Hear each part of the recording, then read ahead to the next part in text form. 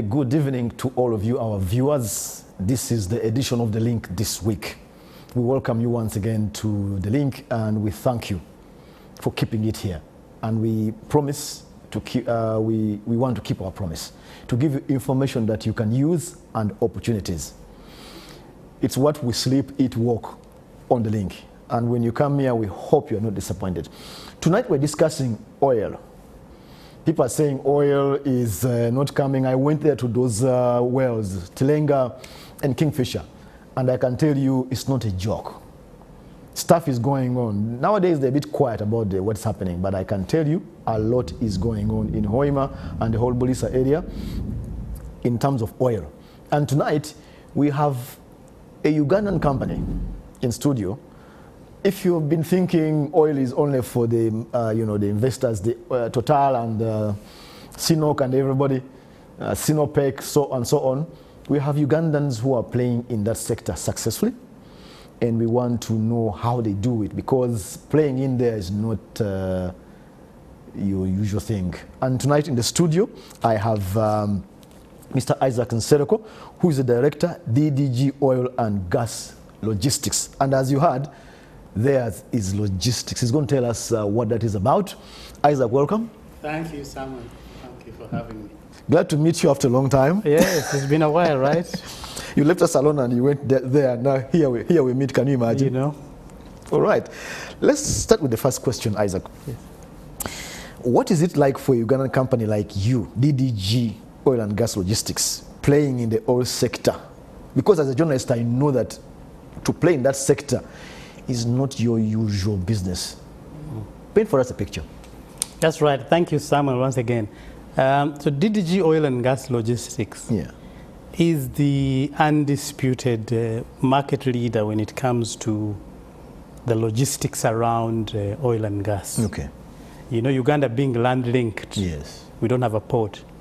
So all the stuff that you saw, Kingfisher and Tilenga, has had to be hauled from Mombasa. The rigs. Everything that you saw has been arrived at Mombasa, and somebody had to bring it up to Kingfisher and to Tilenga. And that's a lot of stuff I saw. That's a lot of stuff. We've been working since September 2012. Wow. We started off with that big rig you saw at Kingfisher. Yes. I remember actually we did cover. I remember you must have covered it. I remember that. So in maybe really for the benefit of our viewers, we do about 7 services, so to unpack the logistics, because such a big word. One, we do the clearing and forwarding, so the paperwork, the customs documentation, and handling in the port.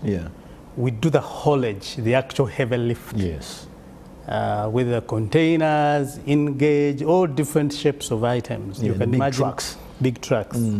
As an example, you know, the rig you saw has so many different parts, some weighing 70 tons, and you have to carry it from Mombasa. We also do the escort, all that. The vehicles with lights. With the lights. So we're going to, escort that for the safety of other road users, the safety of the cargo. We do warehousing. So when we bring some of that item, we have to put it mostly now in Hoima, where we have an ICD, so that we do the final customs work. Then we do the lifting. So once that arrives there, we have to get cranes to lift them from the ground, put them up to the last point. Set up. To set it up, help the client set up. We also do specialized equipment. Some of the drilling that goes on requires chemicals. Those chemicals have to be carried in tanks. In completing wells, we have to carry cement. So we've got cementing trucks that carry the cement. Okay, that's a lot of work. And then there is a specialized service we offer, which is materials handling. If you see Tilenga, that yard is probably half a square mile. It's quite materials lying everywhere. Somebody has to watch them up to the last pin. They know what has come in, what is supposed to go where. Lift it from one place and take it to the final place. So it's not only getting things from Mombasa, but even management on site. Management on site. It's a diversified full service. So when we say we are a leader of logistics, that's what we mean. All those 7 services. And it makes sense that you're called oil and gas. Everything oil and gas. So what does it take to play? Because those are the things I've done in interviews in the oil sector. It's technical. It's, I don't know, it's safety, it's all these things. What does it take for a Ugandan company to, you know, do those things you have described? Preparation, I would say. First, I think we're fortunate that our government had the foresight to enact a law, the oil and gas local content law, that ring-fenced this type of work for Ugandan companies to the extent possible. So we had to understand from that basis. Then preparation. You know, DDG is a consortium of 5 companies. All of them had prepared before individually and reached a high level of preparation. But all of us had inadequate capacity, so we came together to form this joint. So there was the wisdom. The first thing I'm taking out here is consortium, working together. Yes, that we formed 5 of us. Fortunately, we had known each other, you know, to some extent. But we came together having realized the scale of the work. We all had the standards, ISO certified, but the scale of the work required, none of us had. So for example, that Kingfisher rig, we made 250 trips from Mombasa, carrying all sorts of things. One company can't manage. In 30 days. So the time is short, but the work is a lot. The work is a lot, so you cannot, the wisdom of coming together. And then, of course, all of us had to bring our teams, you know, different backgrounds, to bring them together so that they can concentrate on the clients. I was thinking about that, Isaac. The 5 companies, how do you quickly mesh? What does that take even? So the first thing we did was to form the entity, legal entity. And to brief our teams and to brand. I think the power of branding. We branded all the vehicles, so you can't say this is my vehicle, this is the other one. So really, and then we made sure that the teams worked together in a structured way. Structure. And we had policies and procedures, and everybody knows what they're supposed to do. And then we supervise. As the directors, we supervise on a day-to-day basis. Okay. But really what it takes is preparation, people, processes, policy, and really the foresight to know where your limits are and come together. And we see that this, the scale of work in oil and gas, this is logistics, but if you go to catering and the other sections, it's all big scale that rarely will you find one local company that is able to do it. There are areas, Isaac, like safety. People hear safety outside and think they use safety. Safety is a big deal in oil. You didn't know those things at the beginning when you pitched. You didn't know these things. How did you? Oh, I'm assuming. Or you knew the things. Along the way, once we decided to enter into logistics, we had to educate ourselves. So it became clear very early on for all of the companies that safety was a non-negotiable. Moreover, road transportation is the highest risk in terms of safety for all the projects. So we all had to start on a journey of certification in terms of health and safety. Certification. ISO certification, not any. The standard that you require. It says from, you know, the vehicle itself, what it must have. For example, all vehicles have to have new tires, not retreated tires. Right? The speeds, so we move, maximum speed is 60 kilometers an hour. But once we arrive in the field, we go 40 kilometers. It's probably at 40 and I was like, wow. And then everybody's dressed up in a personal protection. We have journey plans, so a driver will drive until no more than 90 minutes. He has to take a break and stop so that he's rested. And we only drive during daytime, so 6 a.m. to 6 p.m. We park after that. So all this is written in documentation, and we got certification to prove that we are compliant. That's part of preparation. Part of preparation. Way before, like 2 years, we would have started, many of us, 1998, 2018, 2019, 2020 was like the cutoff. You had to be ready. Okay, so nutshell, and that's the big question you have just answered there. Preparation, which includes many things for the oil sector, including being organized, and then the mindset. Correct. To do. Okay, we'll go for a short break. We took just one question, you see, because it's very, very important if you want to play in the oil sector and by extension other international arenas. We'll come back after the break and continue with how DDG Oil and Gas Logistics has made it in the oil sector.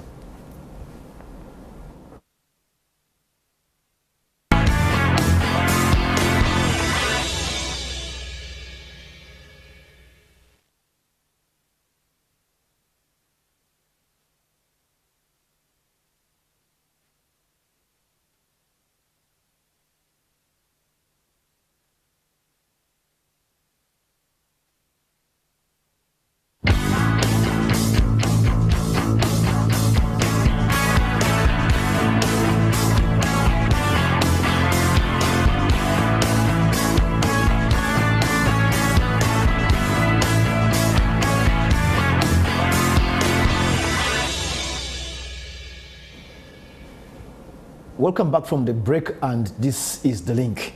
Tonight we're discussing the oil sector, and from the standpoint of a Ugandan local contractor.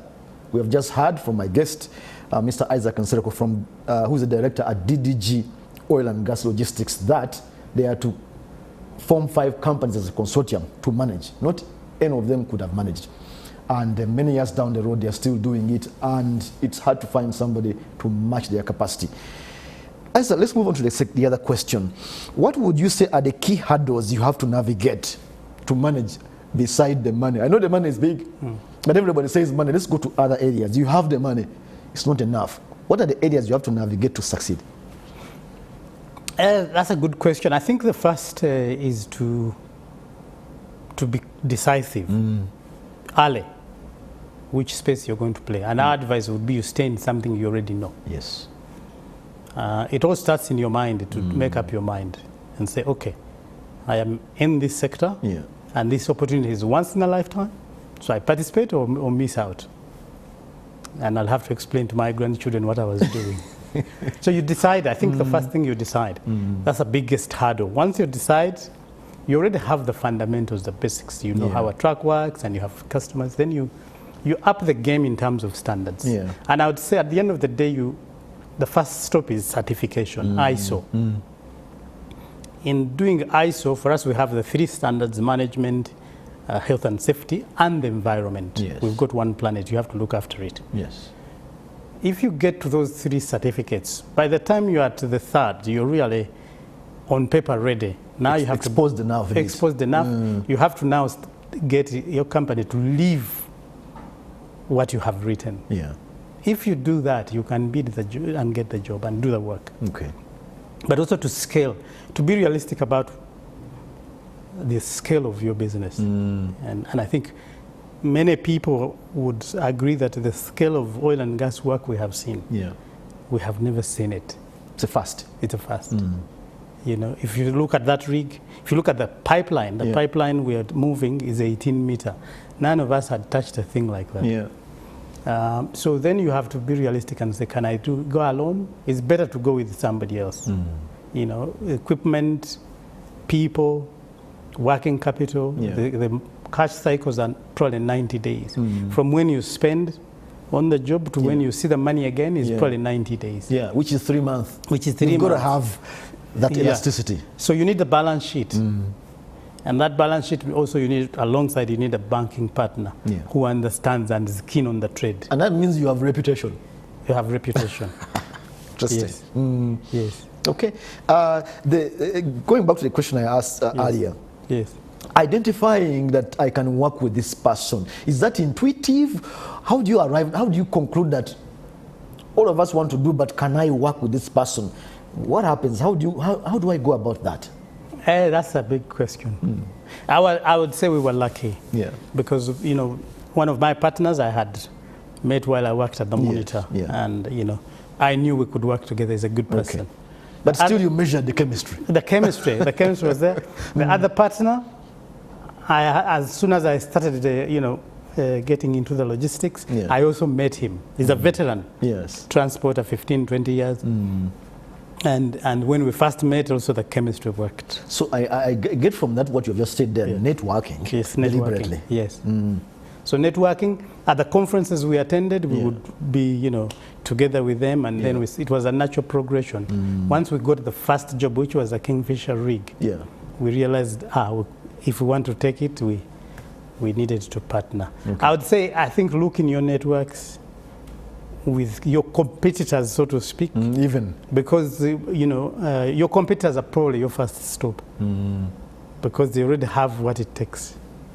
And if you're able to work out the chemistry, you already have somebody that you're close with, you should start there. Okay. Do you encounter sometimes, even as a consortium, as a company or consortium, do you encounter situations where you are like, did we get it right? And then how do you jump that? That's a good question. Of course, there are hurdles. There are hurdles every day in doing the work, different opinions.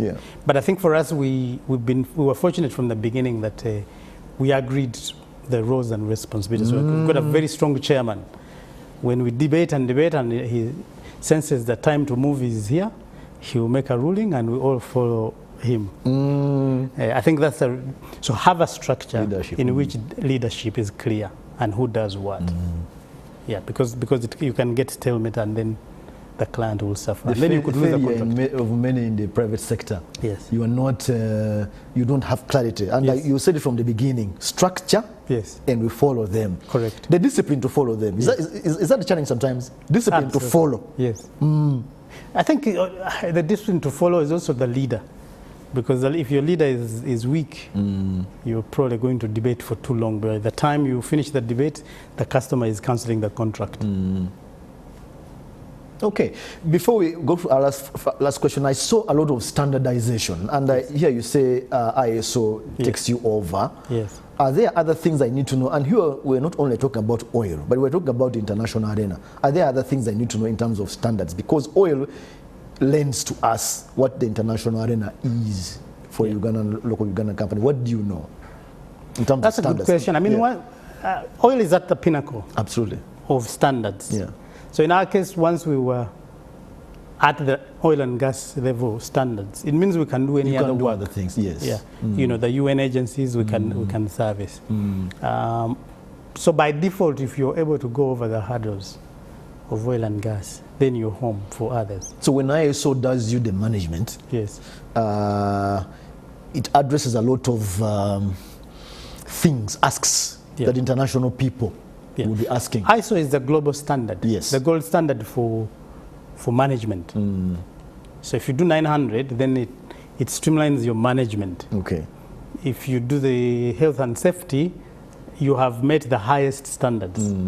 And any agency that would be looking for a partner, you're more than ready. Okay, let's take our final question. In a wrap-up, maybe it's late for me to play in oil, but I've seen Isaac on the link, and I'm going to learn from him. Maybe they're going to even look for you for advisory and so on. What is the one or two things that are a must to succeed in the doing business internationally for local companies? Forget the way we do things here. What are the things that I must do to succeed? That's a loaded question. It's like an MBA, and it's difficult to say whatever you want. But I think the first thing is stick to what you know best, right? In your sector, be the best in your sector, because international companies are going to require a stretch. Yes. So they should stretch you when you're already the best. You have some. Yeah. The second is believe in yourself. These things are done not by people from Mars, from human beings. Believe in yourselves. Yes, the opportunity is a bit scary. Yeah. But you can usually we are able to do a bit more than we give credit for ourselves. Yeah. Don't. I think once you're in your lane, in something you already know, believe in yourself. Then find partners if you need to. Yes. People you can work with. Find a bank that is aligned to that sector you're in, that can understand you. And then the rest is get on with it. Okay. You will not know 100% what the challenges will be, but you go, once you've got the fundamentals. And my takeaway is that there are certain things you cannot do as a beginner Yeah. You need to have stayed around for a while, Yes. like you are done. Yes. At least I know you have been around for a while, Yes. so you can see certain things. When you're a beginner, there are things you will never know eternally. Yeah. Yes. Yeah. All right. Thank you so much, Mr. Isaac Nsereko, Director, DDG Oil and Gas Logistics. They are the biggest haulers of oil logistics in Uganda. The rigs, we saw tanks and all sorts of things. Right now they're doing the central processing units, central processing facilities for both Tilenga and Kingfisher. That is for Sinok and Total. I was there, I saw, and I didn't know that these guys are the ones who brought that stuff. But yes, he's here to tell us his experience. You can also succeed if you take some things that we have said. We hope we added value to you tonight. That was the link. Thank you for joining us tonight.